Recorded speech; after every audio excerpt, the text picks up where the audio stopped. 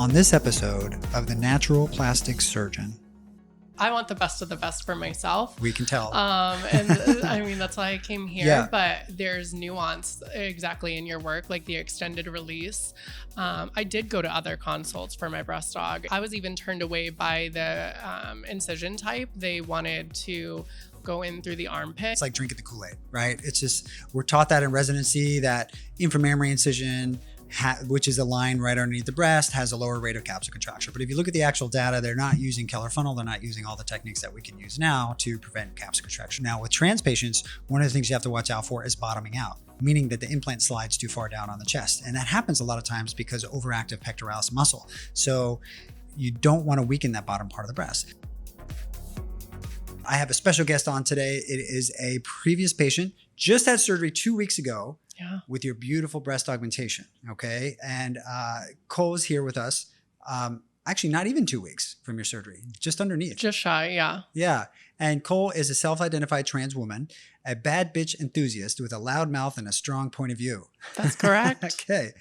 Well, welcome to the show. Thank you. How are you feeling today? And, you know, so recent from surgery and how are things going? Let's just dive in to see how you're doing today. Yeah, I am feeling amazing. I have just had my appointment before this. We removed some of the stitching, and How painful was that? not painful at all. Right. And I was forewarned that appointment might have been the more painful one of. Who says that, by the way? One of the clinicians mentioned Okay. that just removing that might be a little more painful than the Okay. last sutures or Okay. stitches. And no, it was shockingly, everything just seems so shockingly painless. It's wild to me that I've even had surgery just 2 weeks ago. Amazing. Well, Not even. I was there for your appointment. Obviously, we checked on everything. We actually did a little quick check-in with social media. You did a little testimonial, thank you. And we did 300 cc's, I think moderate profile plus. They already look great at 2 weeks. So, I mean, you're doing everything right. They look absolutely beautiful. And I caught you on Instagram. For those of you who want to check out your Instagram profile, how can they find? Are you interested in sharing that? Yeah. Okay. All right. Instagram handle at Cole ROC. So COLEROC. Yep. I've already been flaunting my new body. I saw on that. I saw that you Instagram, tagged so- us, and you looked beautiful. Tell us how that feels, right? I mean, you had a sunburn on your post-op today. I can Yeah. tell. You're just loving your new body, and so Yeah. tell us about that. I sat out at the pool for most all of the afternoon, and it's just been incredible to be able to actually during my recovery and in those few days that I was in bed at first, I did a new shopping haul, bought myself a whole bunch of new bikinis and shirts and tops already. Nice. Just because I'm so elated to be able to fill out clothing differently than I was able to before. I didn't even know the significance and impact that my breast augmentation was truly going to have on me. I didn't think it would be this impactful to my gender dysphoria, Mm-hmm. but having it has also given me a newfound confidence. So yesterday I was very eager while the sun was out to slap on one of the new bikinis and head out to the pool. That's incredible. Describe how that felt when you like trying on the bikini and looking in the mirror. Like, what did you see? How did you feel? Describe that moment to us. Yeah, that moment was euphoric. Okay. Quite simply, it was a moment where you're able to look. Most people take for granted looking in the mirror and identifying with the person in the body that they see. And as a trans woman, that hasn't been the case for me my entire life. I've had years of looking in the mirror and not being comfortable in the skin that I was in. So being able to then put a bikini on, and I tried on some of the other items as well, putting them on and being comfortable in those items, you're looking at someone you're actually you're satisfied with your reflection. And it's something I just didn't, like I said, I didn't anticipate it being that impactful. I don't know why. I had my gender confirmation previously, and Right. I had such a high I held that in such high regard that I think I failed to realize that this was gonna honestly be comparable, if not better. So I want to break that down. So you've had a few operations at this point. It's interesting. A lot of times I get a lot of my trans patients earlier on in kind of their steps. The breast augmentation, trans breast augmentation portion tends to not be as involved with some of the other surgeries. So I typically get people that do this one first. And this one is kind of like your last step, right? Yeah. Okay. Can you walk us through the surgeries that you've had and kind of like the parts of the transformation that you've felt through each one of those steps, and then a little bit more about how this one might have been different? Yeah. So very early on in my transition, I mean, for me, I consider the beginning of the physical transition journey to start with hormone therapy. So of course, I began my hormones, began those back in like August of 2020. And your body starts to change from the moment you start to take your hormones. For me, it was blocking testosterone and putting in estrogen, and I didn't see as much advancement or change or modification in my body as I would have liked to in like the breast area, breast tissue. But from there, I dabbled in some cosmetic like filler procedures with my face, and I usually do routine like Dysport, but that's all just kind of been always there. I've always been doing that, trying to do preventative care, and then it's always been for me about doing my gender confirmation surgery or reassignment surgery, as well as a breast aug. It takes a lot of work for any trans individual to line up the necessary paperwork and kind of overcome those obstacles to receive approval and authorization. So it's been time consuming. The greater part of last year was consumed by getting everything in place for my confirmation surgery. I had that only in December of, we're in 2022, so December of 2021 last year, I had my confirmation surgery. And that for me was what I knew was really going to change a lot because I was so dysphoric with that part of my body. And that procedure is, as you can imagine, as difficult it's as lengthy of a procedure and then a lengthy and difficult recovery as you can imagine. A lot of reconstruction and your body having to some parts of your body having to relearn that you may fail to realize, even myself as a patient.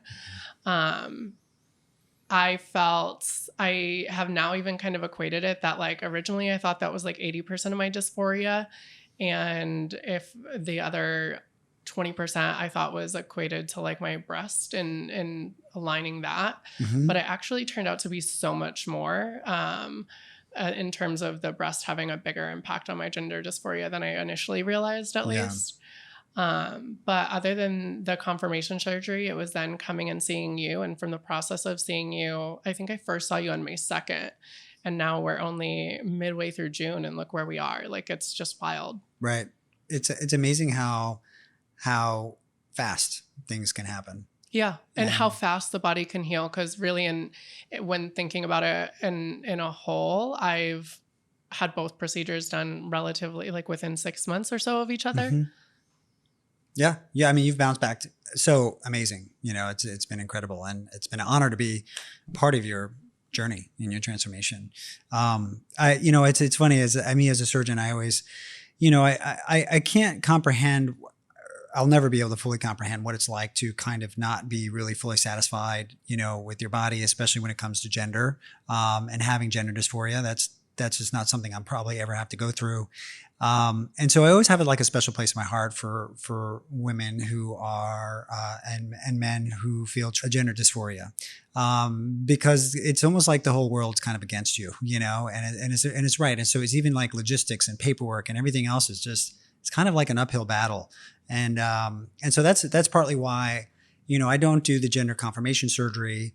For the genital surgery, I focus on top surgery, and that's kind of like my specialty, is my passion, and I always have a little special place in my heart for doing those operations, because, I realize that my trans patients kind of go through a heck of a lot to get to this point, not to discount my cis patients who are they also have some body confidence issues, but I just think in general, it's not at the same level as a whole as my trans patients. And that's why I've kind of specialized in this procedure.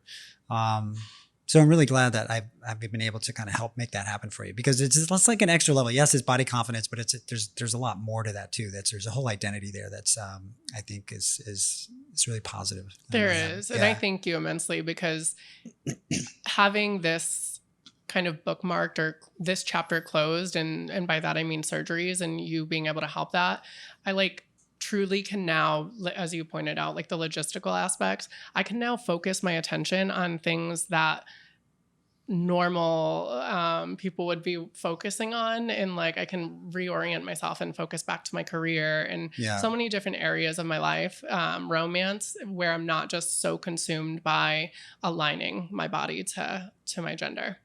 Exactly.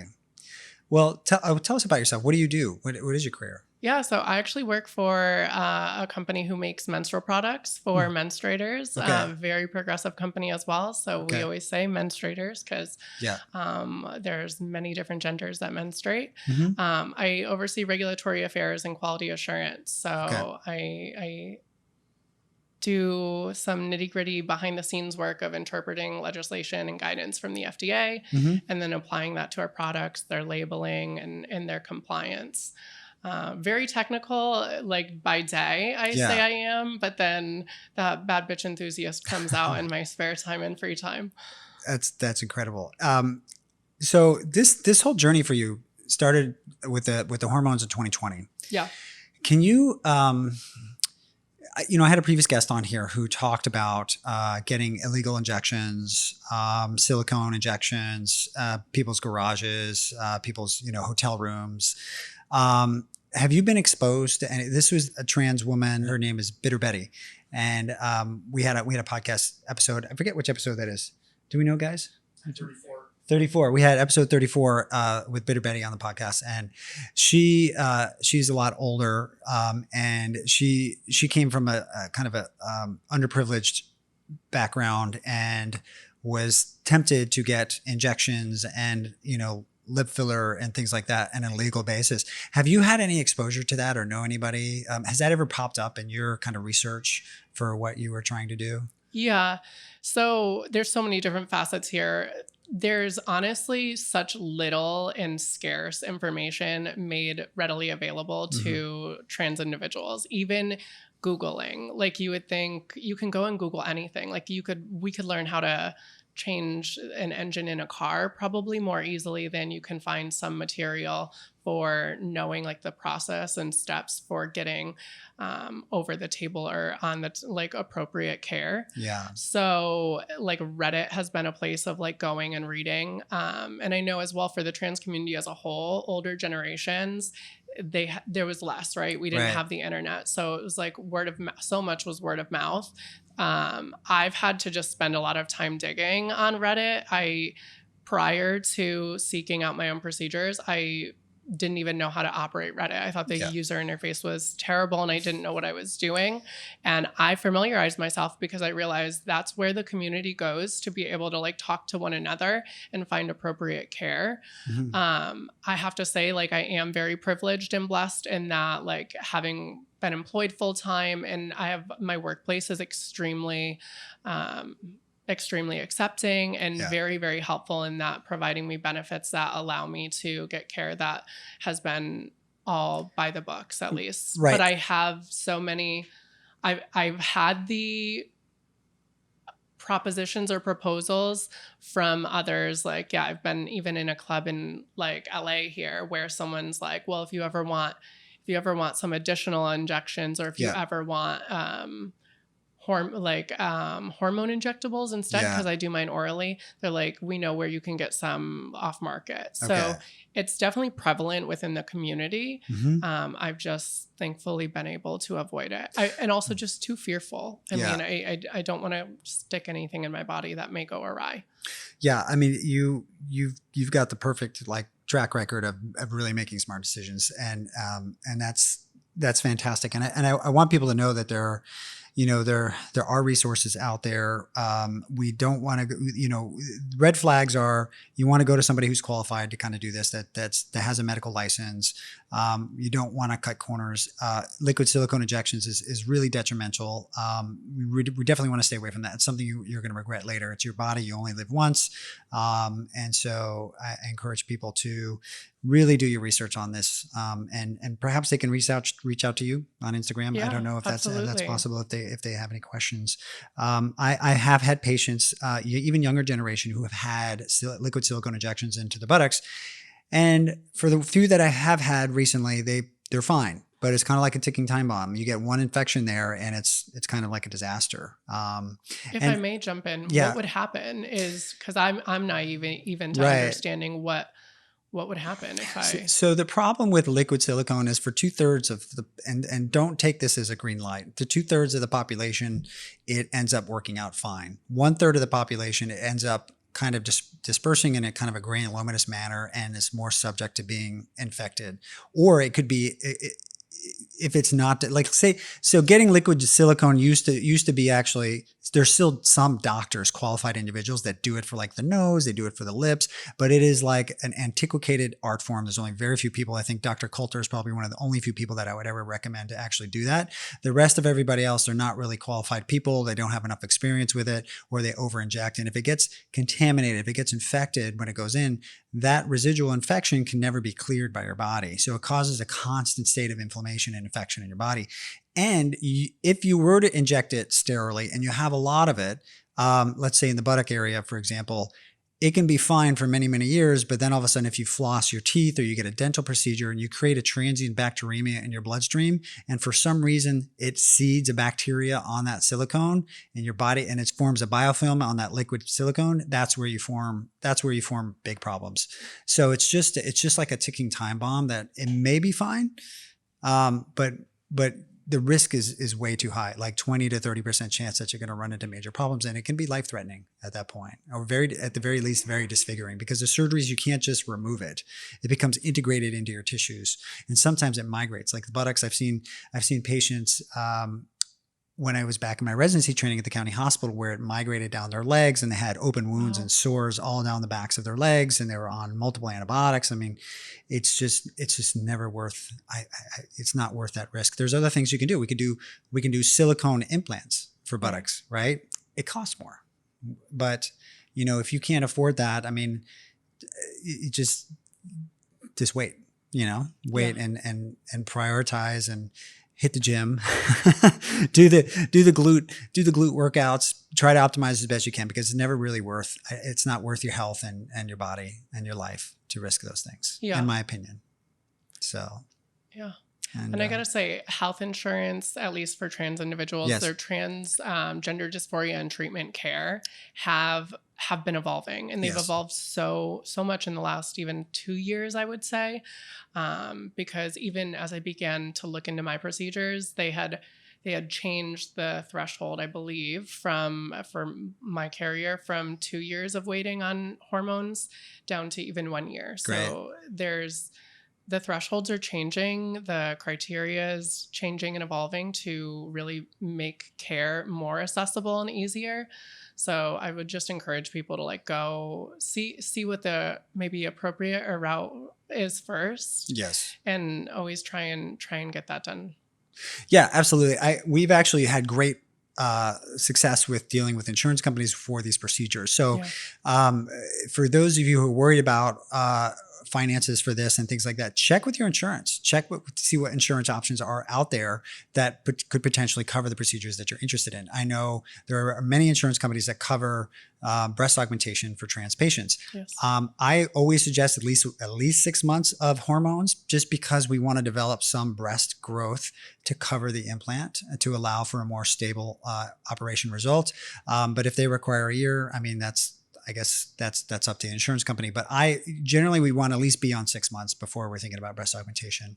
But we have been working actually a lot with a lot of insurance companies, because we are getting known here in our office as kind of a place that does these operations. A lot of surgeons that don't even they don't know how to do these operations. It's not like assist breast augmentation. There's a lot of other things you need to consider. Yeah. And I talk about that in some of my videos for surgeries. I probably talked about it I think we filmed your surgery too. Yeah, we filmed Okay. my surgery as well. And I want to Yeah. also say that, like, not only is it that you do it, but you do it well. I Yes. mean, I ultimately, I want the best of the best for myself. We can tell. And I mean, that's why I came here, Yeah. but there's nuance exactly in your work, Yeah. like the extended release.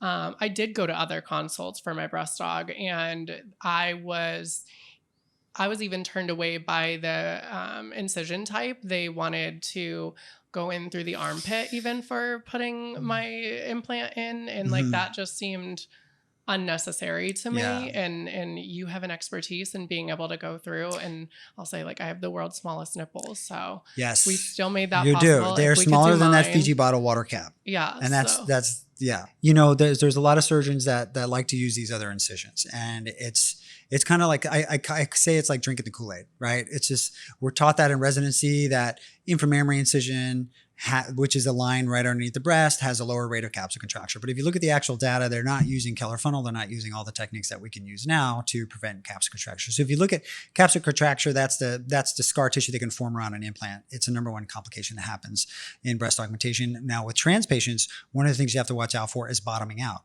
meaning that the implant slides too far down on the chest. And that happens a lot of times because of overactive pectoralis muscle. So if you go underneath the muscle, you get a greater push down of the pectoralis muscle. And so you don't want to weaken that bottom part of the breast. So it's kind of like a double whammy. If you're doing a trans breast augmentation, you don't release the muscle enough, and then you do an inframammary incision. Now all of a sudden you have an implant that slides too far down on the chest. And you've seen this before. Yeah. Yeah. And then all of a sudden the nipple points up towards the sky. Yeah. So you have to kind of combat that. And then you have some surgeons that will just do everything above the muscle.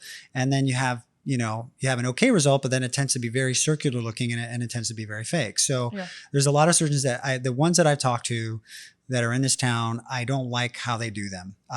There's one who works at Kaiser, and he always goes above the muscle because he doesn't want to mess with the muscle. And I'm like, you're setting your patient up for a higher rate of capsule contracture, which we know, and then you're setting them up for for just a more fake appearing, result that can kind of be a giveaway, Sure. that it's not natural. So, and we as patients really look to you all to kind of point those things out, Yeah. because we don't know it otherwise. And Right. so your willingness to be so forward and open with everything, even all the way through to like your social media and the postings, yes, is like number one, what I think leads to feeling more comfortable in knowing that like you've actually decided to look into different areas and there's know not a whole lot of differently. research. Here's the problem: is there's no book on transgender breast. Maybe I should write Right. one. Yeah, maybe I should write a chapter. There's no guide that we read that tells us how to do it. Yeah. So I've kind of had to do my research and work through different techniques to see which ones kind of work the best, because we do a fair amount now. So and I think we found a happy medium. And yes, the peri-realer, which you have around the border of the areola, is a very challenging incision. Most surgeons they can't even deal with something that small. But it's just like, if you take your time when you're doing these operations, it's harder, but ends up with a better result for the patient. And that's ultimately what matters. Mhm. When you were doing your research, how did you come across me and the practice here? Yeah. So I think I first found you through Instagram. Okay. Honestly, I had started following other, Instagram's got its algorithm. So I started to follow some other plastic surgeons, I believe. Mhm. And as a result, I think you were recommended to mine. Okay. And My Instagram is Dr. Daniel Barrett, by the way, for anybody who's listening, wants to check it out. Dr. Daniel Barrett. Yeah, Yeah. and great content on there too. Awesome. Thank you. Fully support everything that's on there. The once I had seen you on Instagram and started following, I went and kind of validated it and checked it on Reddit. Mhm. And so there's a transgender surgeries sub. I don't even know what the jargon is for Reddit, but community on Reddit where your name was mentioned on the surgery wiki. And Yeah. so I Oh, cool. knew that kind of, to me, also validated like that, okay, you're known in our community, and that I kind of endorsed you for me a little bit. Yeah. But I had ultimately found you on Instagram. And like I said, everything, being able to, I was most blown away by being seeing into the OR room and you doing like the on-table sizing, which again is something I brought up to some of the other surgeons like during consults, and that was like a no. That's not what they'll do. They make you pick your size ahead of time, right? Yes. Which is just like, it's like going into a shoe store, buying a pair of shoes, and you don't even get to try them on. Right. It's like, okay, this is I mean, and I'm out. I can't tell you like, I know, while we're in there. Right. So you need to be that make that judgment by sizing. Right. Now we did that for you. We did 300 cc's. Yeah. How do you feel about Extremely that? happy. Right. I mean, they're the perfect size. They are so proportional to my body that I can already tell. And maybe it's not everyone's goal or aspiration, but that naturalness is something that I wanted. And that's what we talked about in terms of goal. And I feel confidently that anyone would kind of look at my breast or look at my frame, and it's believable that this chest size was always meant to be on my body. Somebody who's looking to get this procedure done, or other surgeries in general, what kind of advice would you give them? The advice I'd give is definitely to just take your time, do the research, and I say date around. I've mentioned a couple of times that I've done consults, date around and get opinions. And date around. Yeah. Okay, cool. So date around to different surgeons or providers. There's a lot of different things that you want to take the time to think about that you may not think about up front, even bedside manner or chairside manner, and like the entire team's care. Being able to like walk in as a patient from the moment you walk in and feel like from front desk all the way through to OR and out, you want a good experience. Because that's all going to color just like your mindset and like your kind of energy going into an operation.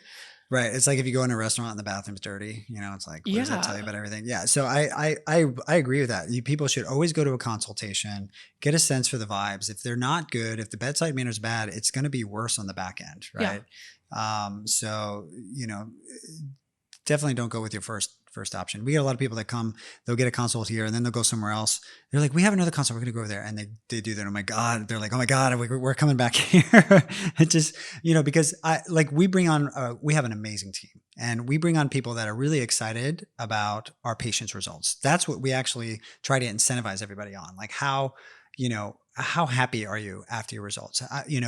How did everything go? It's not about the dollar amount. It's about the satisfaction rate, and getting people on board that are really truly motivated intrinsically, but about making people feel better about their bodies. That's even better about their bodies. That's our new, we came up with a whole slogan, that's what we're here to do. So, bet themselves. Yeah. So, and I already personally know some other friends who've already come to you. Yep. You're someone I would now word of mouth. I mean, the care that I've received is I'm on here now to tell anyone that I endorse you, to endorse coming to you for this operation, for this procedure. And I would tell like any one of my friends or family also, just because the care has been displayed and been there from all throughout. Amazing. Well, this sounds like a big infomercial for our practice. I'm not getting paid to be here. I know. I'll tell. Well, thank you, Cole. I mean, I can't thank you enough. Is there anything else you want to share with the listeners out there that you think might be valuable or kind of important? Yeah, I do want to just give a little more to the trans community, and that if anyone out there is listening, watching us, just take the time. Don't rush anything. I started my transition. I consider myself to have started my transition late. Yeah. But And how old are we now? Are we okay to share that? 28. Okay. Yeah. So physical journey wise, I began in 2020. So just a couple of years ago. But before that was a lot of time in therapy and talking with a therapist and psychotherapist, and really learning to understand what it essentially was. So that was kind of crippling me, which was how we identified gender dysphoria. Did the therapist kind of help with that? Yeah, okay. I am a firm believer in gender is constructed, like it's a construct of society. And so I felt for me identifying as a trans woman, I was giving into societally constructed genders, Okay. and that they're so binary, and that I also believe that like gender just shouldn't exist as a construct, and it's non-binary. So I felt like I was kind of giving in a way, but you know, it's my therapist will never kind of forget. It's like, I may also want to elect to have like laser hair removal, and maybe someone else likes to have hair in that spot. It's like, Right. I can still support you in your journey and believe that that's okay to do, while making myself most happy and like content and aligning myself. And so that's really where, through that work with a therapist, I got to a headspace where I was able to accept myself. And then truly move forward. So I would just encourage as well that like, if I had been younger and eager and started this transition earlier, I might have made rash decisions. Yeah, you are well put together, and you have. I mean, you seem very mature. You're definitely very mature about this whole process, and that speaks volumes to all the decisions that you've made. Yeah, thank you. Yeah. I appreciate it.